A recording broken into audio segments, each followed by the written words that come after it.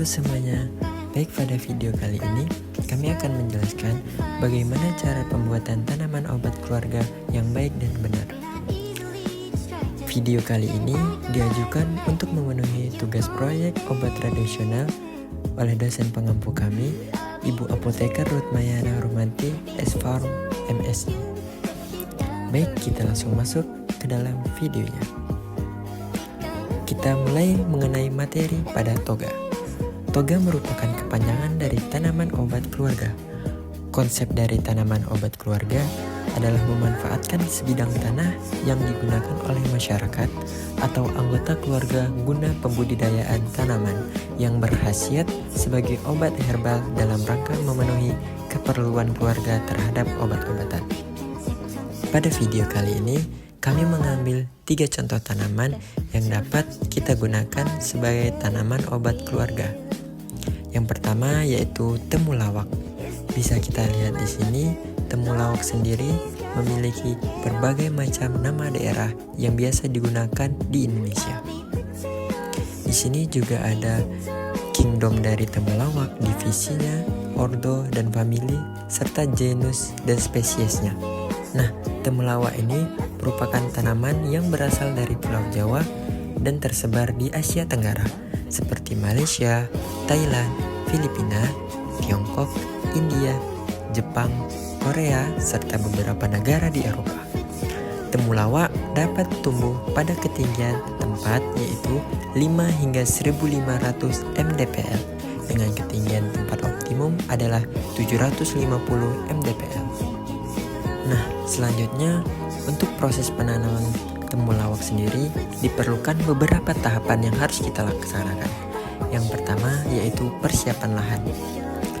Tahap yang pertama pada persiapan lahan yaitu pemilihan lokasi. Pilihlah lokasi dengan tanah gembur, subur, dan memiliki kandungan humus yang tinggi. Langkah yang kedua yaitu pengolahan tanah. Bersihkan gulma dan sisa tanaman lain, lalu cangkul atau bajak tanah hingga kedalaman 20 hingga 30 cm untuk menggemburkan. Lalu buat bendengan dengan lebar 1 hingga 1,2 meter dan tinggi 20 hingga 30 cm dan panjang sesuai kebutuhan. Dan pastikan drainase baik untuk menghindari genangan air. Lalu langkah yang ketiga, pemberian pupuk. Tambahkan pupuk organik atau pupuk kandang atau kompos secukupnya. Lalu biarkan tanah beberapa hari atau minggu agar pupuk meresap. Setelah kita melakukan persiapan lahan, langkah selanjutnya yaitu pembibitan. Bibit yang digunakan adalah anakan yang tumbuh dari rimpang tua berumur 9 bulan atau lebih. Untuk penanaman yang tidak begitu luas, dapat pula dipakai belahan-belahan rumpunnya, yaitu dengan cara memotong daun lalu menanamnya. Langkah selanjutnya, setelah kita memilih bibit yang akan kita gunakan, yaitu proses penanaman. Temulawak dapat ditanam di tempat terbuka atau terlindung. Tetapi, untuk mendapatkan rimpang yang banyak dan berukuran besar, sebaiknya ditanam di tempat terlindung. Bibit rimpang ditanam sedalam 7,5 hingga 10 cm di dalam lubang-lubang yang telah dicangkul dengan mata tunas menghadap ke atas. Nah, pada setiap lubang kita tanami 1 bibit. Langkah selanjutnya yaitu proses pemeliharaan. Proses pemeliharaan sendiri terbagi menjadi 2. Yang pertama yaitu pembersihan. Pembersihan dilakukan untuk menghilangkan tanaman-tanaman pengganggu atau gulma agar tidak mengganggu pertumbuhan temulawak. Langkah selanjutnya yaitu penyiraman.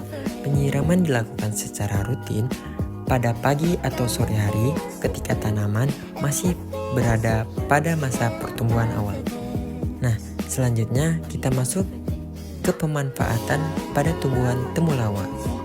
Di Indonesia, satu-satunya bagian yang dimanfaatkan adalah rimpang. Rimpang ini mengandung 48 hingga 59,64% zat tepung, 1,6 hingga 2,2% kurkumin, dan 1,48 hingga 1,63% minyak atsiri yang dipercaya dapat meningkatkan kerja ginjal serta antiinflamasi. Manfaat lain, rimpang pada tanaman temulawak ini adalah sebagai obat jerawat, meningkatkan nafsu makan, anti kolesterol, antiinflamasi, anemia, antioksidan, pencegah kanker, dan antimikroba. Nah, itu tadi penjelasan mengenai tumbuhan temulawak. Selanjutnya kita akan masuk mengenai tumbuhan lengkuas. Lengkuas atau Alpinia galanga umumnya tumbuh di daerah tropis, terutama di Asia Tenggara. Tanaman ini menyukai iklim lembab dan tinggi curah hujan. Lengkuas dapat ditemukan di dataran rendah hingga daerah pegunungan dengan ketinggian sampai sekitar 1.200 meter di atas permukaan laut. Tanaman ini lebih subur pada tanah berdrainase baik, subur, dan kaya akan bahan organik. Oke, selanjutnya untuk proses penyiapan lahan, pembibitan, penanaman, serta perawatan pada tumbuhan lengkuas, kurang lebih prosesnya yang dilakukan akan sama. Jadi kita akan langsung masuk pada pemanfaatan tumbuhan seledri. Seledri adalah sayuran, daun, dan tumbuhan obat yang biasa digunakan sebagai bumbu masakan. Beberapa negara termasuk Jepang, Cina, dan Korea mempergunakan bagian tangkai daun sebagai bahan makanan. Seledri merupakan tanaman yang berada pada dataran tinggi yang tumbuh pada ketinggian 1000 hingga 1200 mdpl, namun dapat toleran untuk ditanam pada dataran rendah. Baik, selanjutnya untuk proses penyiapan lahan, pembibitan, penanaman, serta perawatan pada tumbuhan seledri, kurang lebih proses yang dilakukan akan sama. Jadi, kita akan langsung masuk pada pemanfaatan tumbuhan seledri. Untuk pemanfaatan tanaman seledri sendiri, seledri biasa digunakan sebagai sayuran dan obat-obatan. Seledri disebut-sebut sebagai sayuran antihipertensi. Fungsi lain dari tumbuhan seledri adalah sebagai peluruh atau diuretika, antireumatik, serta pembangkit nafsu makan atau carminativa. Umbinya memiliki khasiat yang mirip dengan daun tetapi digunakan pula sebagai afrodisiak. Itu tadi penjelasan mengenai pembuatan tanaman obat keluarga pada tanaman temulawak, lengkuas, dan juga seledri. Cukup sekian penjelasan mengenai materi kami. Jika kami terdapat beberapa kesalahan, kami mohon maaf.